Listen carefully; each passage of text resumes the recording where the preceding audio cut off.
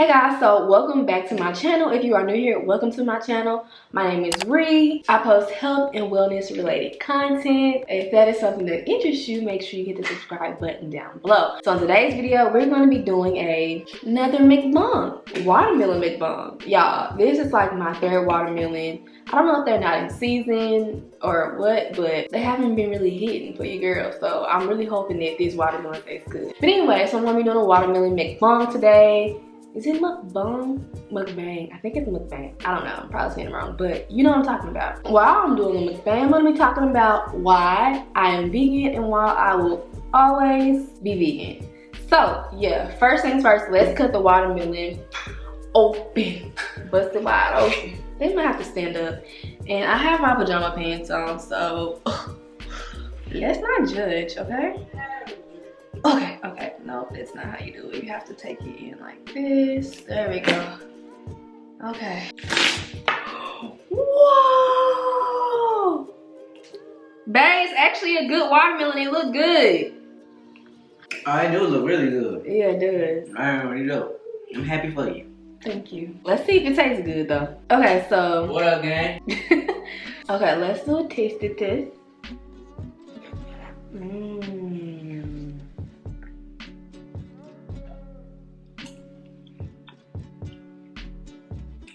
Oh my god, it's good.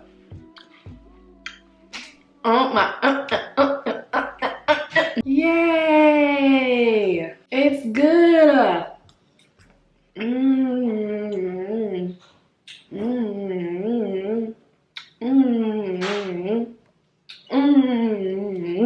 Ah, this is so refreshing. I'm so happy. Y'all don't know how many watermelons I've eaten. They tasted like butt. Okay, so now that we verified the quality of this watermelon, let's go ahead and start chatting. Oh, I'm so happy. I'm gonna try to make this as quick as possible. Not quick as possible, because I don't know how many of y'all wanna listen to me just talk. I don't really know. But I'm gonna try to make this long story a little shorter, but also very detailed. So, this is just heaven. That is a freaking good watermelon. I've been vegan for a little bit over 2 years now. I don't know if I was born with this condition, but I have had a condition for as long as I can remember called irritable bowel syndrome, or IBS. Keep in mind that I did not know that this is what I had until about 4 years ago.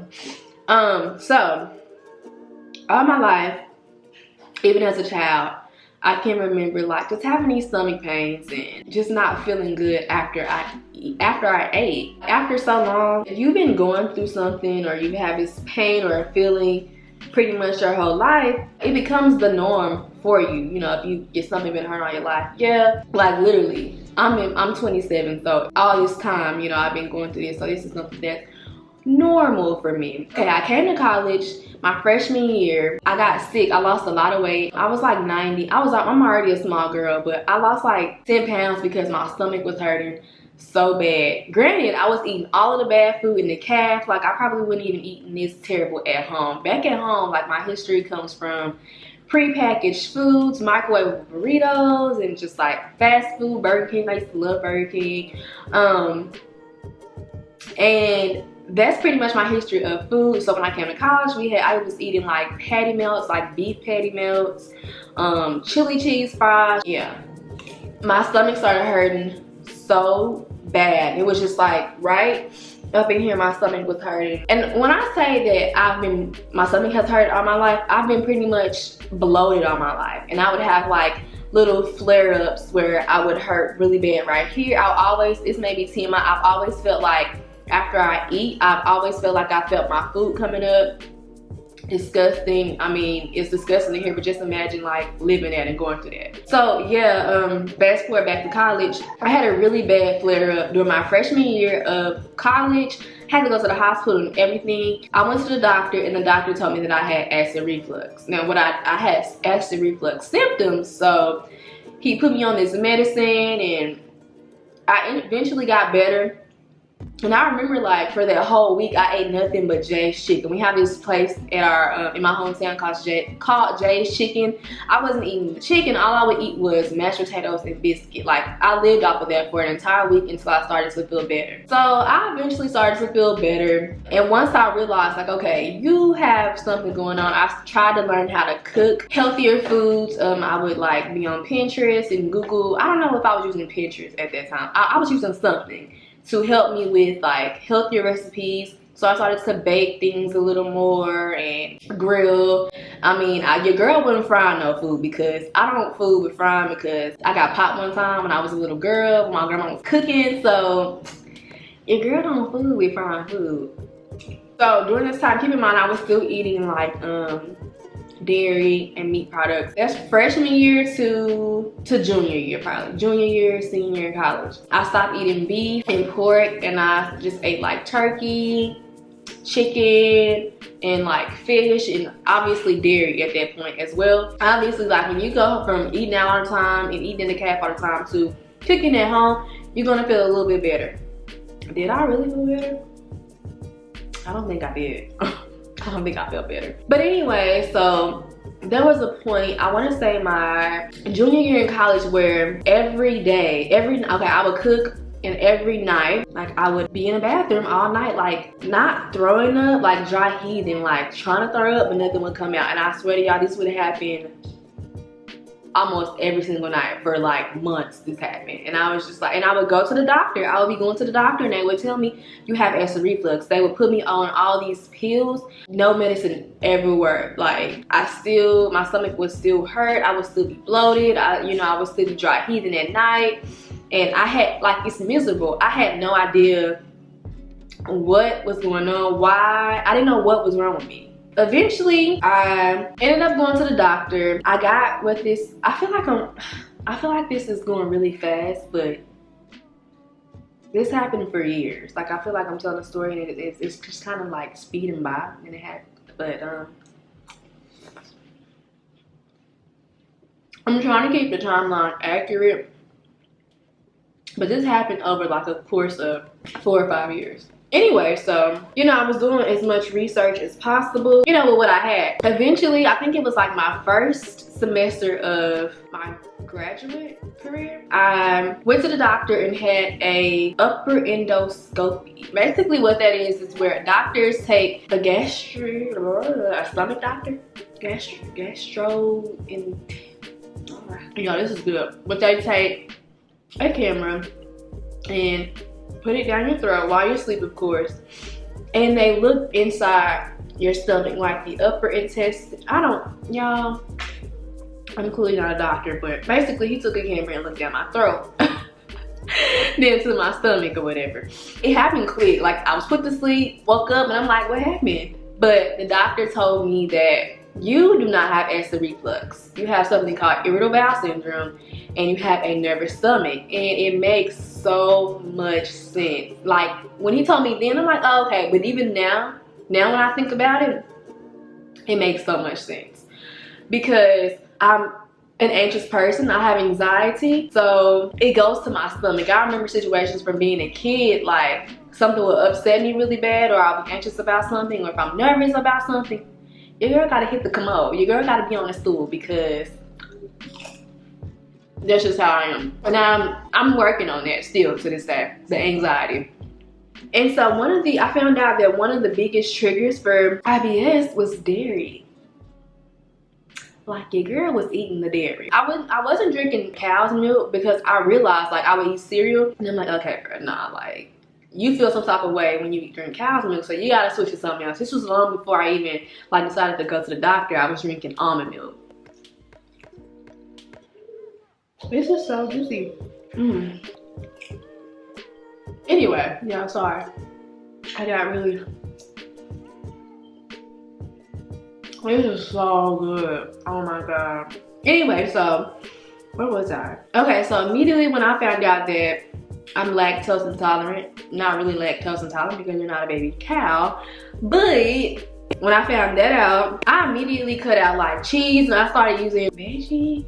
I don't even know the name of it, but I don't even know if day of cheese was a thing then. And I did get better. Oh, also, let me mention the foods that I could not eat prior to being vegan. I could not eat broccoli, cauliflower, onion, anything like tomato or tomato based. Those are pretty much the main foods that I remember like really making me bloated and making me like have these symptoms. Everything did get a little bit better. Like I wasn't dry heaving anymore at night or anything like that after I ate, but like I would be up at night still, even though the dairy was gone. Back then I thought I ate pretty healthy because I would eat salads and I drank smoothies and stuff like that. So yeah, even doing that, I still would be up at night constipated. Because there's two different types of IBSs you can have, IBS-D or IBS-C. And IBS-D is diarrhea and IBS-C is constipation. And for me, it would be like sometimes it would be the diarrhea and sometimes it would be the constipation.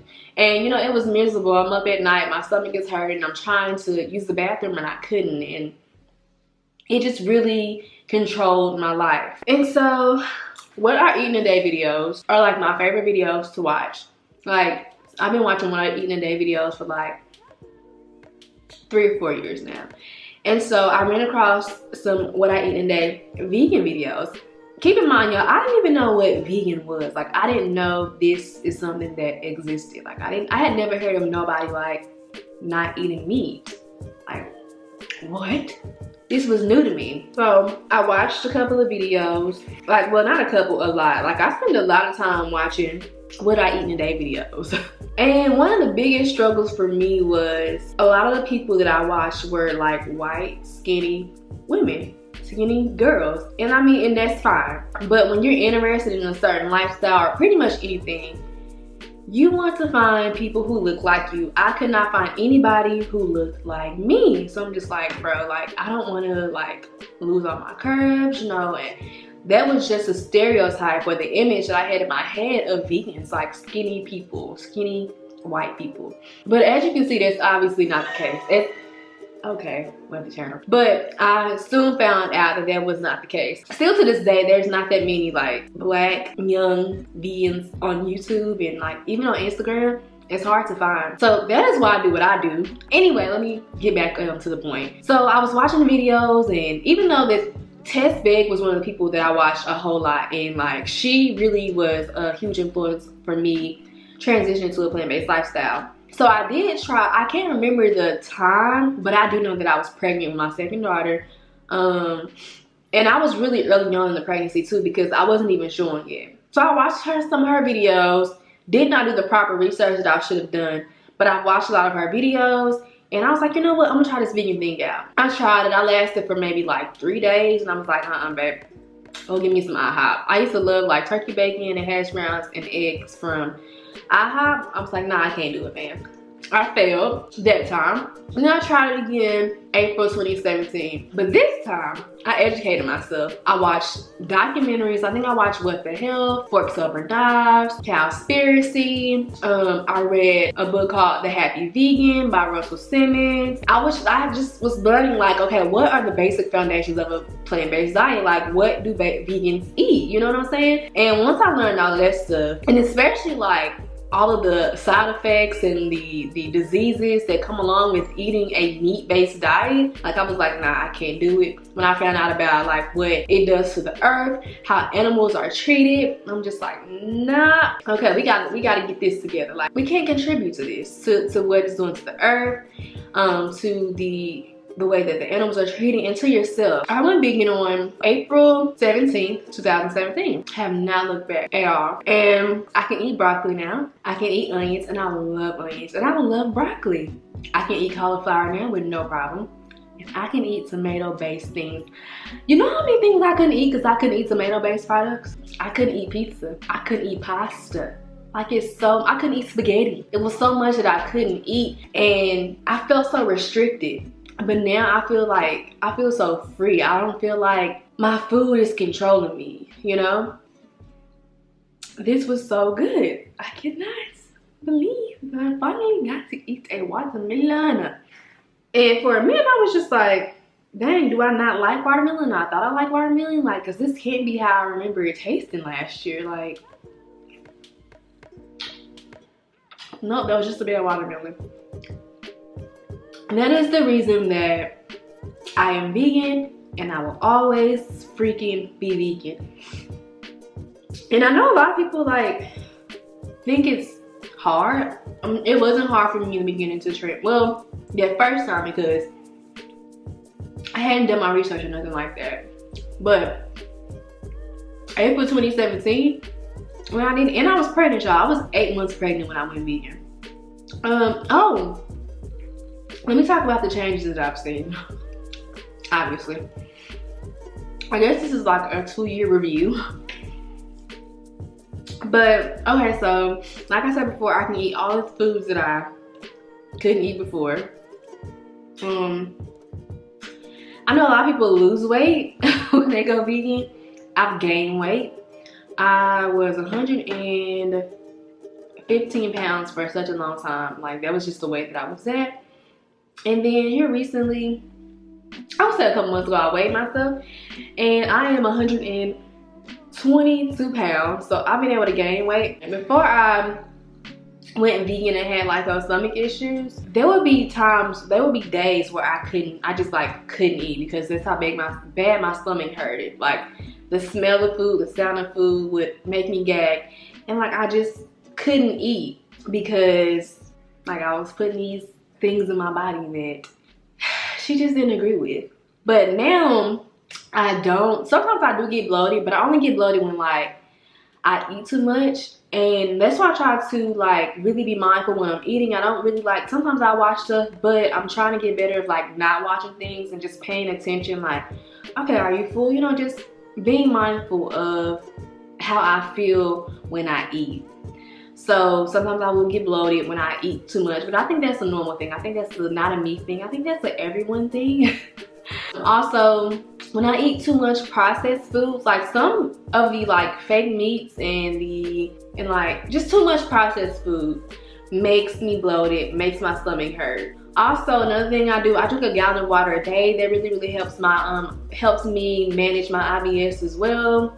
I feel like whether you're vegan or not, you should be trying to get a gallon of water in, because I feel like the problem with a lot of people is that we're dehydrated. We are not drinking enough water. And when you drink your water, make sure that it is good water. And honestly, how I'm feeling, this is the best I've ever felt in my life. Okay, I think I'm full. Okay guys, I'm literally full. I don't think I can eat anymore. I ate a lot of it though. I ate most of it. Can you see? I ate a lot of it. I hope that I did an okay job explaining my story, why I'm vegan, and why I will forever be vegan. If you have any questions, if it's something that I didn't touch on, just drop a comment or your question. Wait, what?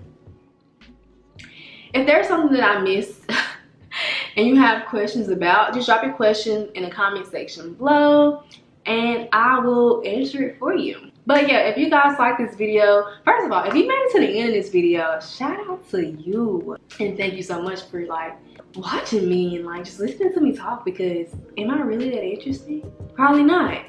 So shout out to you for staying to the end. And that's gonna be it for this video. Once again, thank you so much for watching, and I will see you in my next video, guys.